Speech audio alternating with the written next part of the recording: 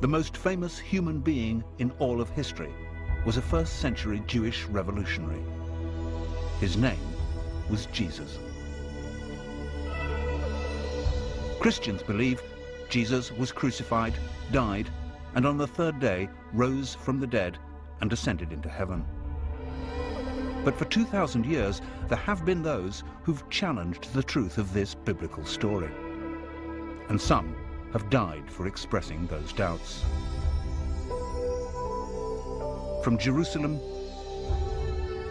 to the villages of southern France, from the wildness of distant Kashmir to the exotic Philippines, we shall try to solve this 2,000-year-old mystery. We'll take a journey that asks, did Jesus really die on the cross?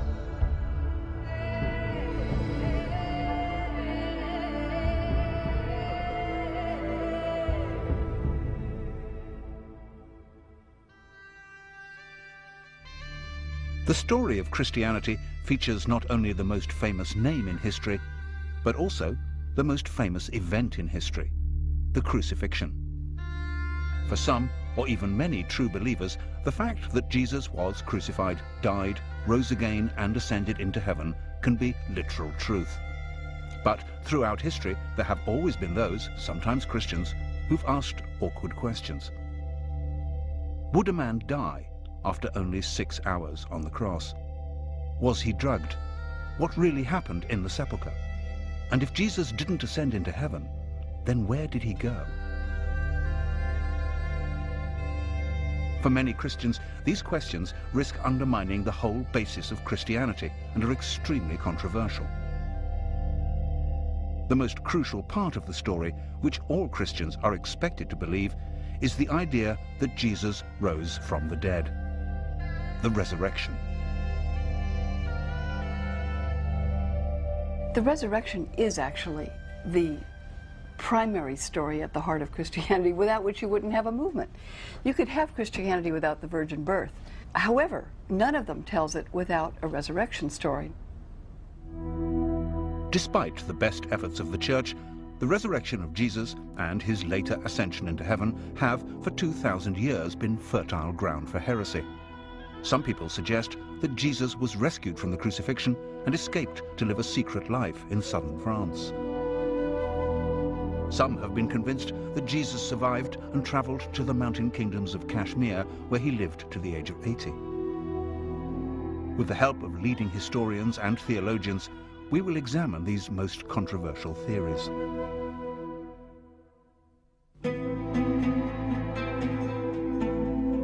To understand what happened to Jesus after the crucifixion, we need first to look at the facts of his life.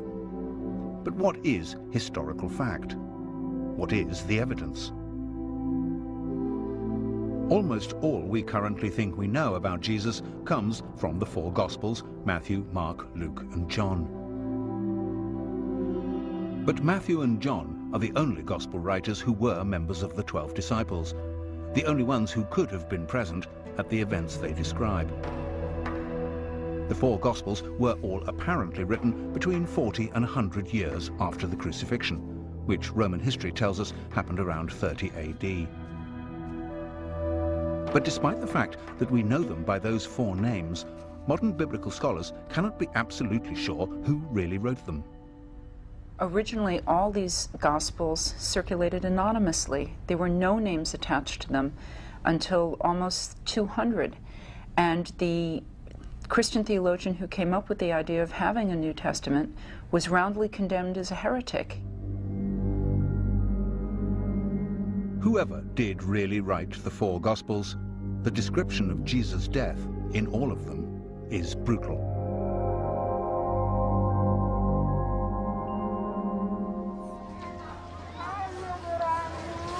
Every year at Easter, Christians in the Philippines reenact the crucifixion of Jesus.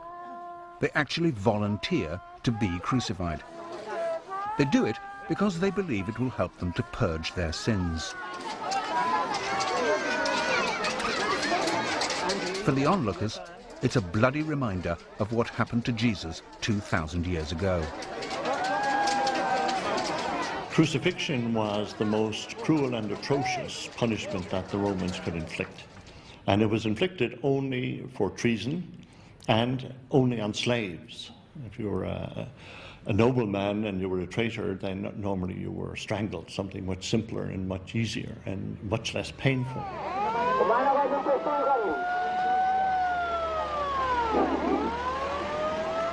After condemnation, the cross beam, was strapped to the shoulders of the criminal, and he paraded through the streets with his arms stretched out.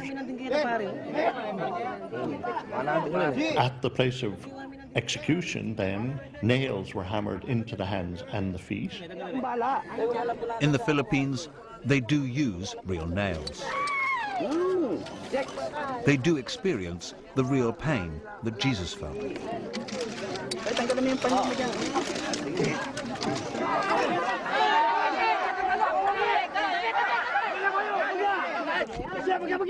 But a man nailed to a cross does not die from his wounds. He dies, surprisingly, from suffocation. Hanging by your arms, the chest is compressed. It's hard to breathe without supporting your weight with your legs. Over time, the strain and the pain make that impossible, and you're unable to breathe. In the Philippines, the volunteers are brought down from their crosses within an hour. Death from crucifixion takes much longer, often several days. The only way to hasten death on the cross was to break the legs, making it immediately impossible to support your weight, and therefore to breathe. But the Gospels are all agreed that Jesus died after only 3 to 6 hours. The crucifixion began at the 3rd hour.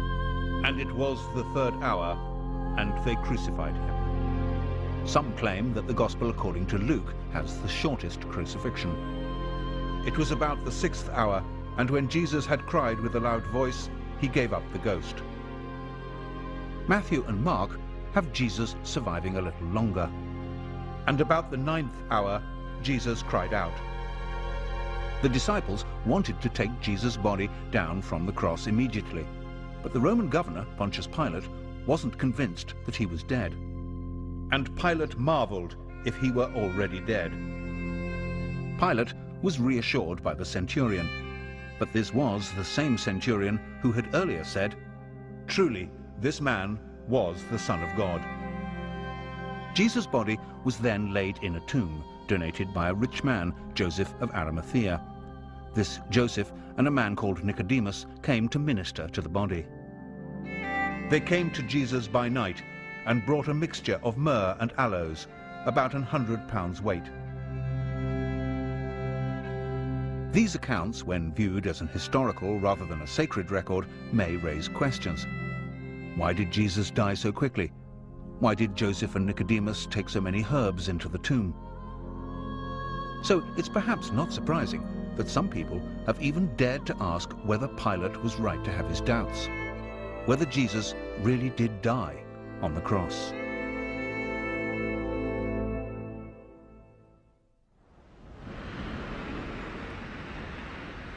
That Jesus might not have died on the cross is an explosive idea, particularly for Christians. In our journey to understand the truth about Jesus' life and death, we need to look further at the biblical accounts of the resurrection. It was here in Jerusalem that Jesus was crucified, and according to the scriptures, rose again from the dead. But in Jerusalem, one is forced to remember that we do not live on a Christian planet. Hundreds of millions of Jews and Muslims may accept that Jesus lived and died in first century Palestine, but only Christians believe he rose from the dead. This is the Church of the Holy Sepulchre in Jerusalem, built upon what was supposed to be the tomb in which Jesus was laid after the crucifixion.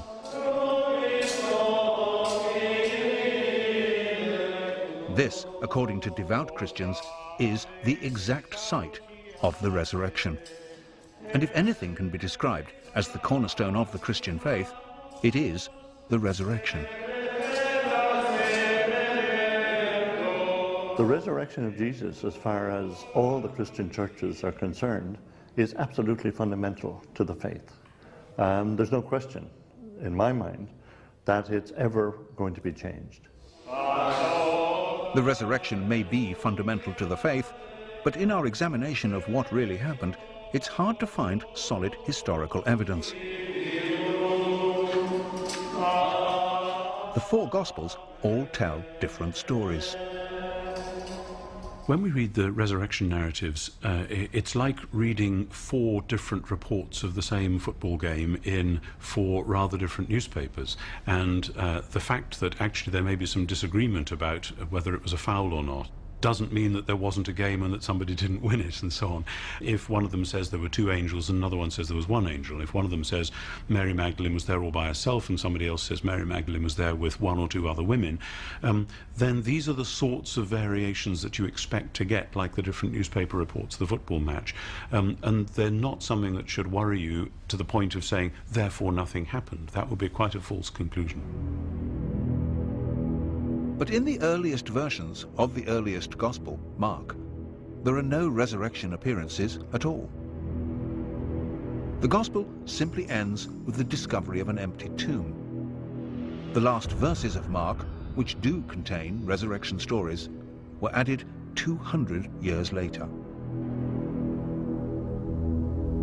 None of the Gospel stories is CNN in Jerusalem in the year 30.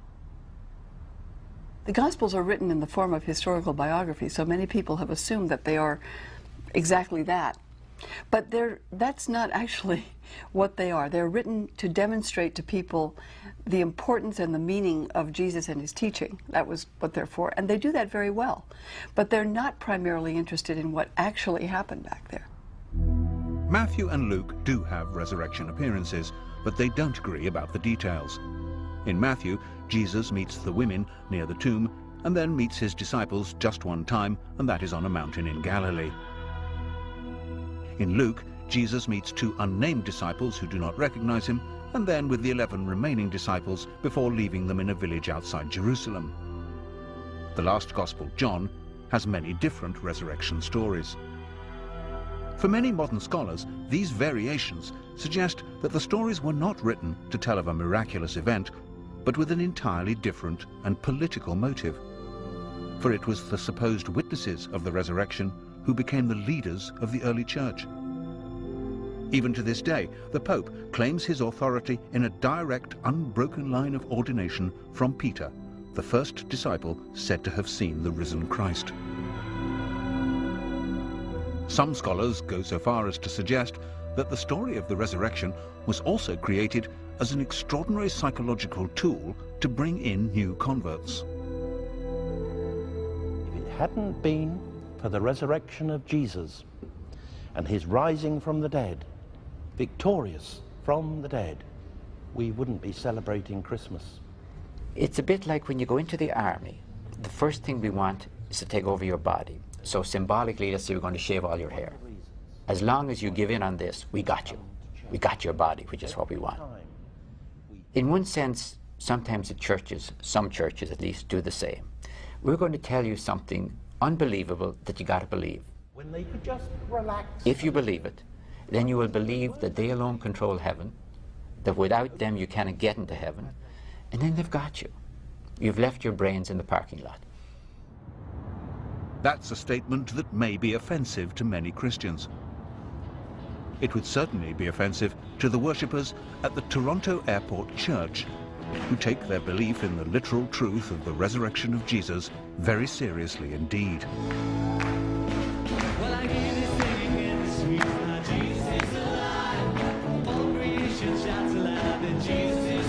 For these Christians, the risen Christ is an active part of the church, and they believe that in 1994, Jesus blessed their church with a miraculous healing mission.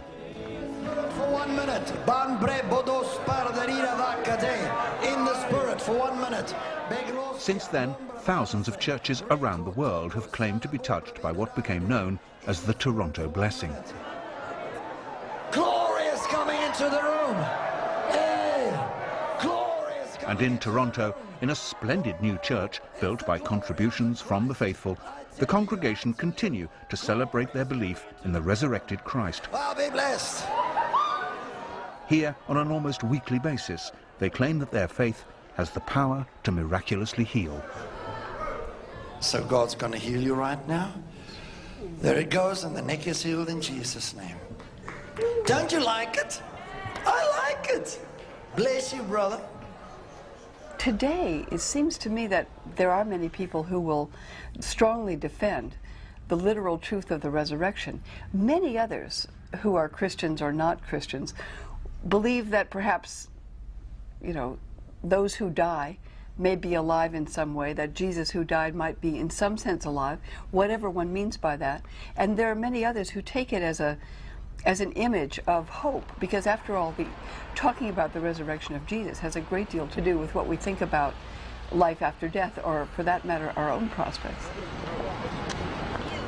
The problem for the church in the 21st century, in a technological and secular age, is that some people find it hard to believe in the literal truth of the miracles, let alone the miracle of the resurrection.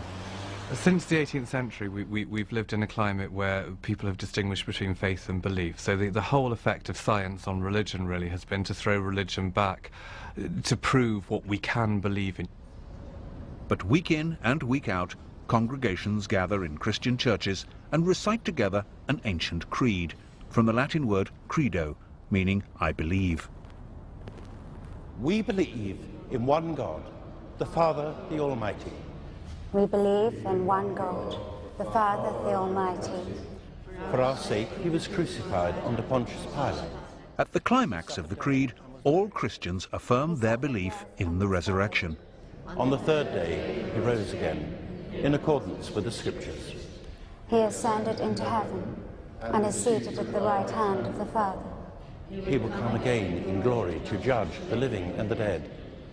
But whatever is said in church, many Christian theologians no longer consider the resurrection to be an historical fact. And this has not just been a problem of the 21st century. 1,000 years ago, a group of devout Christians in southern France also held unorthodox, heretical views. In the 11th and 12th centuries, the Cathars, a deeply religious group, believed that all material things were the work of the devil. They saw Jesus as an angel, who certainly could not have been physically crucified, and certainly would not have been resurrected as a physical body. It was actually in response to the Cathar heresy that the Church created the Inquisition. In 1244, the last 200 of the Cathars were rounded up and burned at the stake as heretics.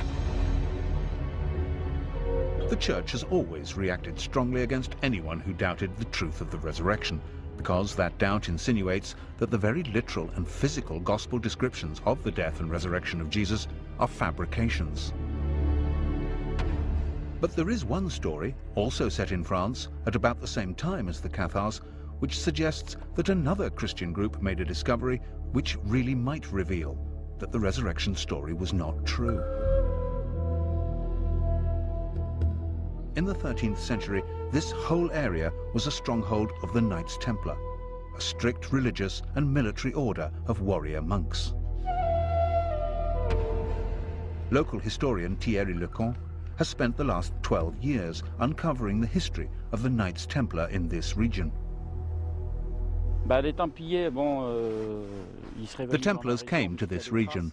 There are traces of them all over the countryside. Down there at the bottom, near Château de Blanchefont, there are ruins of an old Templar command post.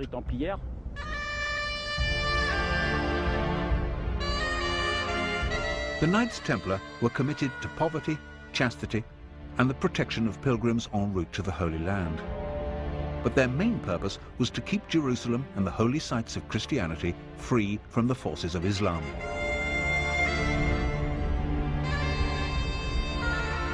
During the years they were in the Holy Land, the Templars built their own castles. But they buried their dead in graveyards they excavated near to the original Temple of Solomon. And certainly, during this time, they were thought to have discovered great treasures. Eventually, the Templars were forced to leave the Holy Land in 1186. They returned to France. Certainly, the Templars remained powerful, rich, and incredibly secretive, so it's not surprising that people speculated about them. And there grew a legend that the Knights Templar had discovered Jesus' bones in Jerusalem, that they had brought them back to France, and they had buried them somewhere near here.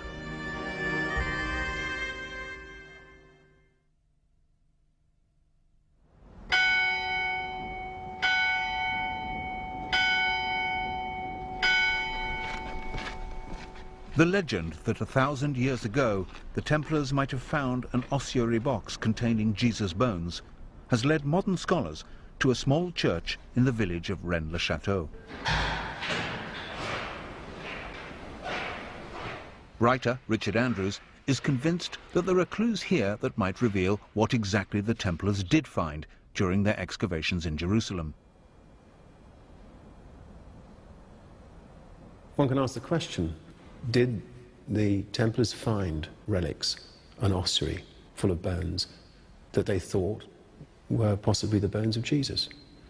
Now, if they had found these, it would have been a shock to the system, because the Templars were good Christians. This would challenge the whole doctrine of resurrection, because here are mortal remains. So we ask the second question, why should the Templars risk being accused of heresy and bringing the bones that they thought were Jesus's back to this area? The answer is simple. If they had found something which they believed were the bones of Christ, they needed a safe location. You could hide a church in these mountains, let alone a small ossuary. You can get lost in these mountains today. Imagine what it was like 1,000 years ago. In the late 19th century, the local priest here, called Berenger Saunier, claimed to have found ancient documents. And whatever they were, he certainly became very rich afterwards. Richard Andrews has found clues among these parchments, using elaborate geometry and transferring symbols from ancient paintings onto equally ancient maps, all in the hope of finding a Templar treasure trove.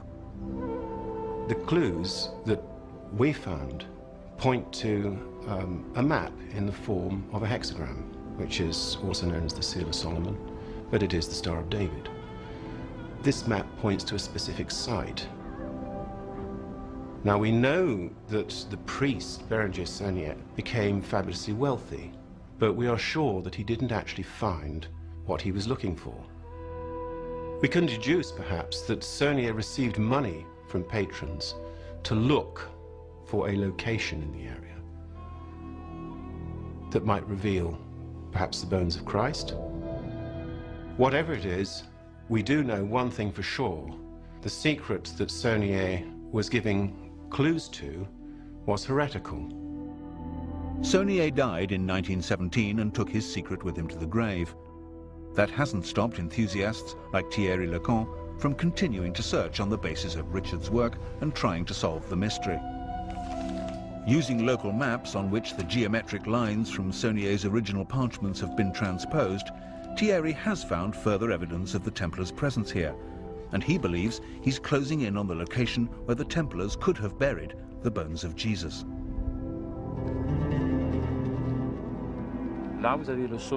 There you have the summit of Mount Cardu, and there are two cedars there, about 10 meters distance between them.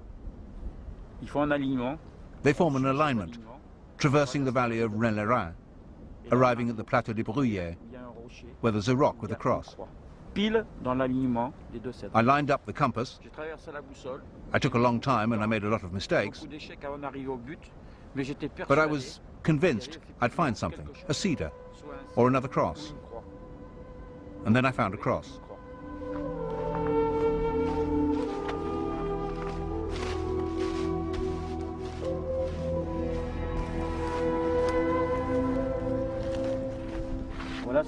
There's the famous cross. I spent a long time very near it, but without finding the place. It was a little set back from the plateau. It took me 12 years to find this cross. Even if the Knights Templar did bring Jesus' bones in an ossuary box back here from the Holy Land, it seems unlikely that Thierry Lecan or Richard Andrews would ever find them in these mountains. However, there have been those who've gone back to the original gospel stories of Jesus' death and resurrection and come up with more credible, but no less startling conclusions about what exactly happened 2,000 years ago.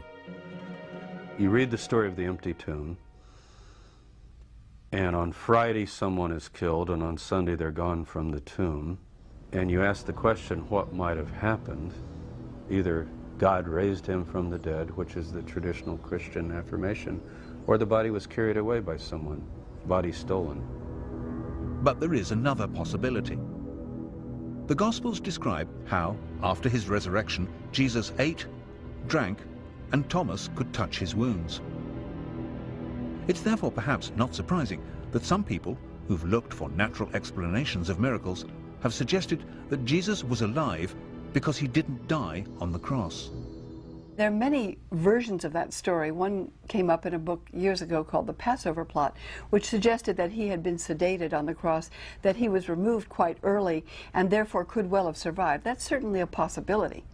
The disciples did manage to give Jesus some kind of substance on a sponge. They filled a sponge with vinegar and put it upon hyssop and put it to his mouth. And Jesus immediately died after taking this substance. When Jesus had received the vinegar, he said, "It is finished."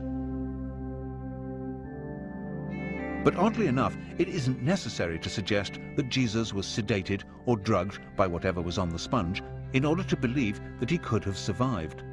There are stories of people who did survive crucifixion. The Jewish historian Josephus wrote of one of his own friends surviving crucifixion in Palestine in the 1st century. He's traveling out to a village named Tekoa to scout land for a Roman camp. And he notices that 3 of his friends are hanging on crosses. So he requests that they be allowed to, that they be brought down. And Titus, the Roman general, gives him permission. The 3 are brought down immediately and given medical care. And 2 of them died, but the 3rd survived. So is it possible that Jesus survived? Certainly his crucifixion was speedily executed, perhaps too speedily.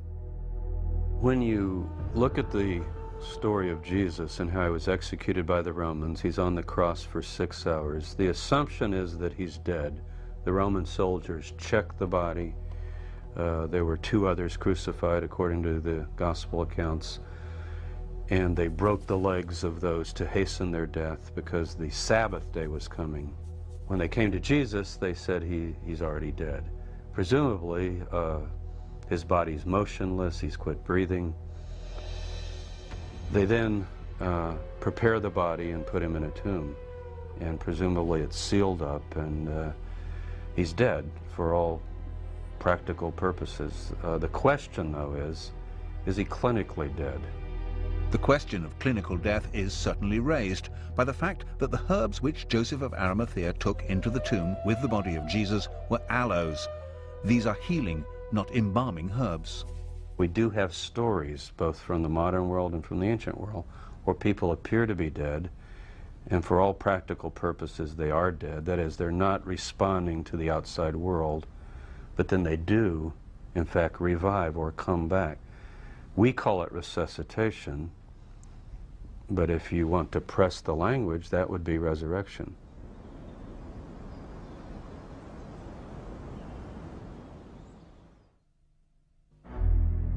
The idea that Jesus might have survived the crucifixion rather than risen from the dead seems provocative. But all the Gospels are quite clear that the disciples saw Jesus as if he were alive. If Jesus did survive, it does not necessarily mean that the resurrection story was a hoax or a deliberate falsehood. At the end of the 19th century, the English writer Samuel Butler, in his book on the resurrection, came up with the theory that if Jesus had collapsed into a shock-induced coma on the cross and then recovered in the tomb, he and his disciples would actually have thought his recovery was a miraculous resurrection.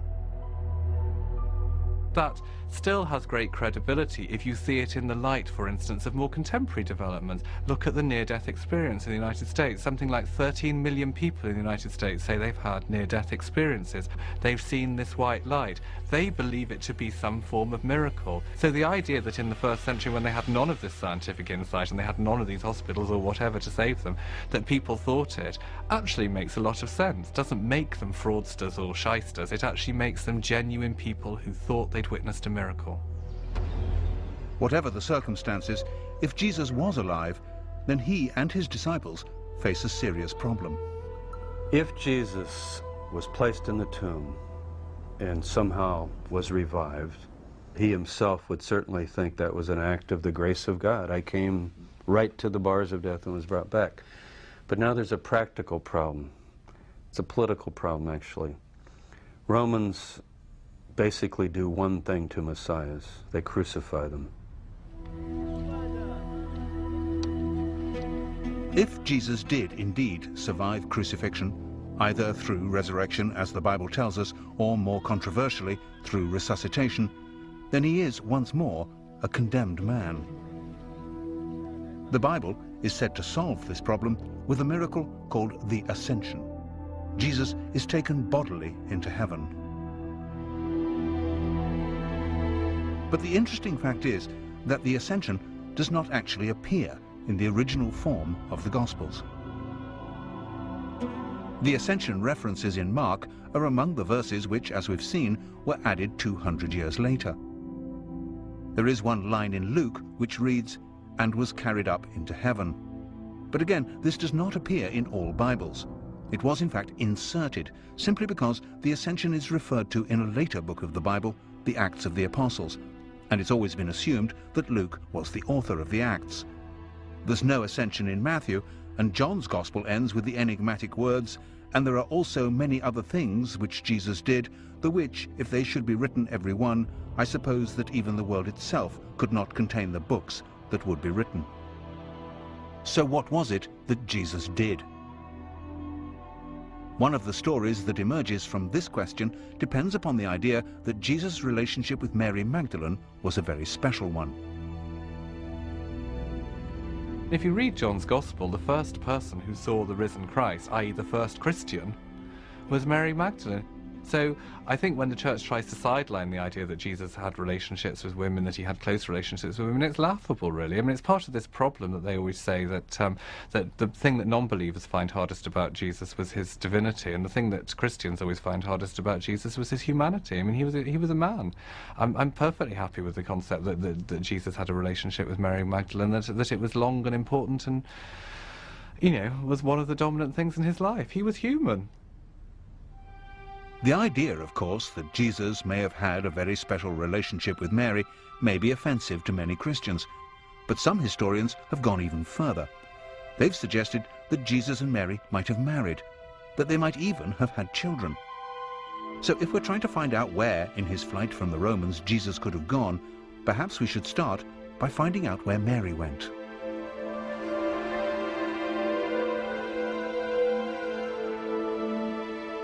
There is a tradition that some years after the crucifixion, Mary Magdalene came to the Camargue region of the south of France. Here she lived and died, and the Basilica Sainte Marie Madeleine is a shrine to her memory. This was the center of what became known as the cult of the Magdalene. The cult of the Magdalene was very powerful in France up until the Middle Ages.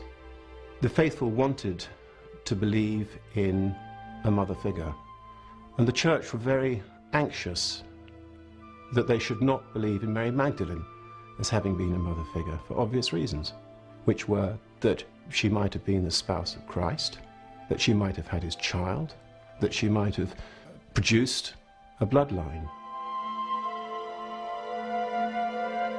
The local legend describes how Mary Magdalene came here with her brother Lazarus and her sister Martha and a few companions. If the relationship between Jesus and Mary was as close as some sources suggest, perhaps one of those companions, traveling incognito for fear of arrest by the Romans, was Jesus himself. Jesus could have taken ship at Caesarea or one of the smaller ports up the Syrian coast, and he could have left for another life. And he could well have arrived, as a lot of people believe, in this part of France and begun a new life. He could even have brought his family with him. So these stories could have a historical foundation. After her death, Mary Magdalene's relics were placed in a sarcophagus and then hidden. It was not until 1279 that they were rediscovered, and this basilica was built for their safekeeping. Sealed within the crypt, in the center of the church, is what is claimed to be the skull of Mary Magdalene.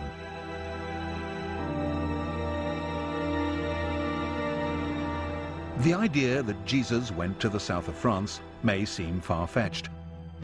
After all, if any of the stories were true, it's hard to believe that the original writers of the Gospels could have completely eradicated all of the evidence. If the faithful knew that Jesus was in fact still alive, surely they would have shared that knowledge. And surely they must have hoped that at some time in the future it would have been safe for Jesus to return. And evidence for that hope should be somewhere in the original text. The disciples were expecting Jesus to return. They were expecting what has become known as the second coming. And this was not necessarily going to be a miraculous return. Jesus definitely went away. Whatever view of resurrection you take, resuscitation or divine miracle, in the traditional sense of belief in resurrection, he goes away. He says, I'm going away. The disciples say, can we come? He says, no. And he says, I'm going to come again. Now, what's interesting about that is normally, if someone says they're going away and they're going to come back, and you're sort of looking at your watch or your calendar wondering, okay, he said he went away, he's going to come back, you would take it in that everyday sense. The concept of the heavenly second coming, of Jesus returning on the day of judgment, was only created after it was clear that Jesus had not returned in that everyday sense. But if Jesus did decide to leave Palestine, France still doesn't seem like a likely destination. It was, after all, a Roman colony. Some claim that if Jesus did survive the crucifixion, his first priority would be to escape from the clutches of the Romans. Jesus, I think, would have to leave the territory. And we have to ask the question, where would he go? And you just look at a map. Palestine is on the far eastern border of the Roman Empire. If you go west, you're going right into the heart of Roman territory, where we have our 15 legions stationed around the world. If you go east, you're crossing over into Parthia, and you're going towards Persia eventually, and India and Afghanistan, that direction. But apart from escaping rearrest, why would Jesus travel east? And how would he get there?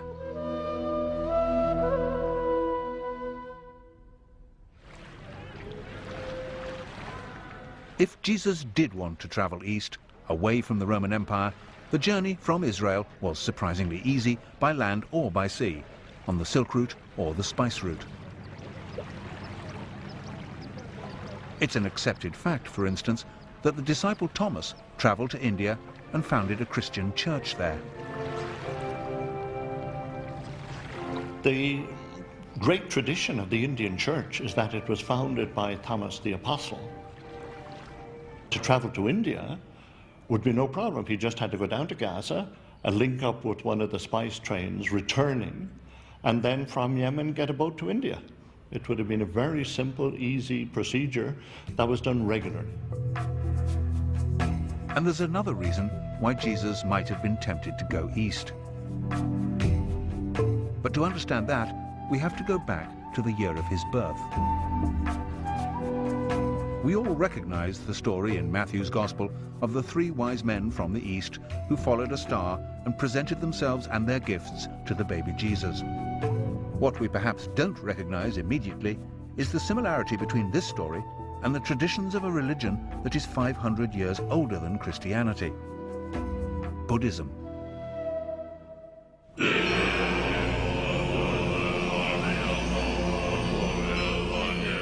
When a great Buddhist holy man or lama dies, wise men consult the stars and other omens and set off, often on extraordinarily long journeys, to find the infant who is the reincarnation of the lama. When the child is old enough, he's taken away from his parents and educated in the Buddhist faith. Could this be the origin of the story of the three wise men? Could Jesus have been taken to India as a child and taught as a Buddhist? The Russian writer Nikolai Notovich, traveling in India in the 19th century, discovered an ancient manuscript in a Buddhist monastery in Tibet. In his book, The Unknown Life of Jesus Christ, Notovich translated this manuscript, and it tells of a divine child called Isa, born in the 1st century, to a poor family in Israel. Isa came to India at the age of 14, where he learned the laws of Buddhism before returning to Israel at the age of 29. This idea would certainly explain the otherwise odd fact that from the age of 14 to 29, there's absolutely no record of Jesus' existence in Palestine. Certainly Jesus' later teaching and miracles have uncanny parallels with the teaching and miracles of the Buddha. Loving your enemies and the idea that the meek will inherit the earth have absolutely no tradition in the Jewish religion, but are entirely consistent with Buddhism. And the Buddha was known to walk on water and miraculously to feed many hundreds of his disciples with only a few scraps of food.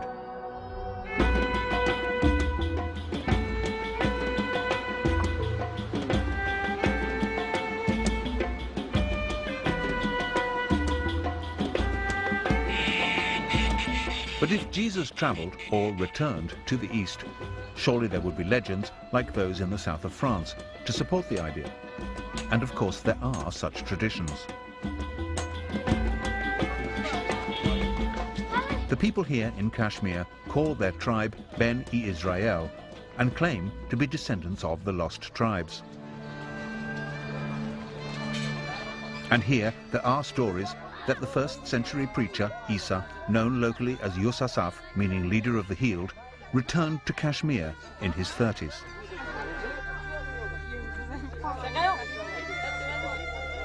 Yusasaf's ministry here can easily be seen as a continuation of the Jesus ministry.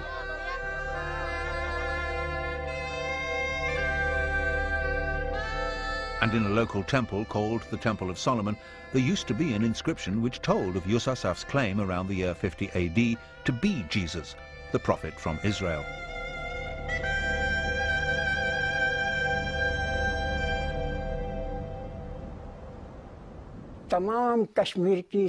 Kashmiri history books tell us that Yusasaf came from abroad.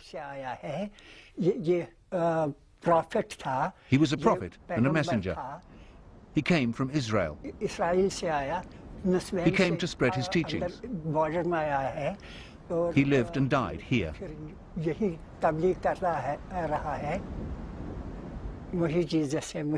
He is Jesus. He is Isa. The meaning of Yusasaf is the healer. Another meaning is the shepherd, one who teaches others. And our history books confirm that Isa was known as Yusasaf here in Kashmir. Yusasaf continued to teach and preach in Kashmir until he died around the year 80 AD. He was buried in Srinagar.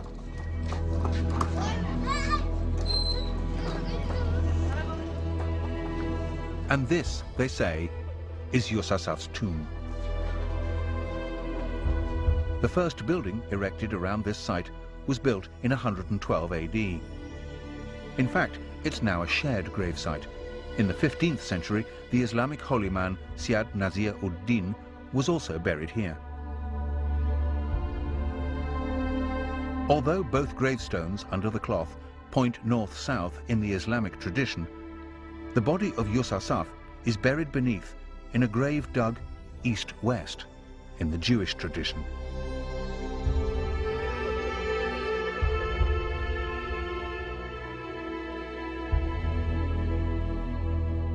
Next to the sarcophagus are two carved footprints. The marks on these are said to be the symbolic representations of the scars of crucifixion. The footprints were carved as a sign. The scars are clearly visible, received when he was nailed to the cross. They show that this is the same person who came from Israel and that he lived and died here. You won't find any footprints like these anywhere else in Kashmir. We don't have that tradition. The position of the scars, just behind the toes, do not match each other, but they would align if a single nail was driven through both feet, with the left foot placed over the right.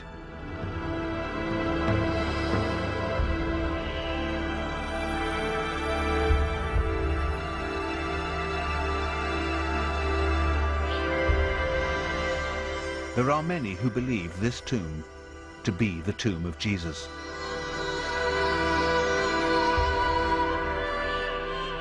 If this is the tomb of Jesus, then he spent most of his life in the mountain kingdom of Kashmir.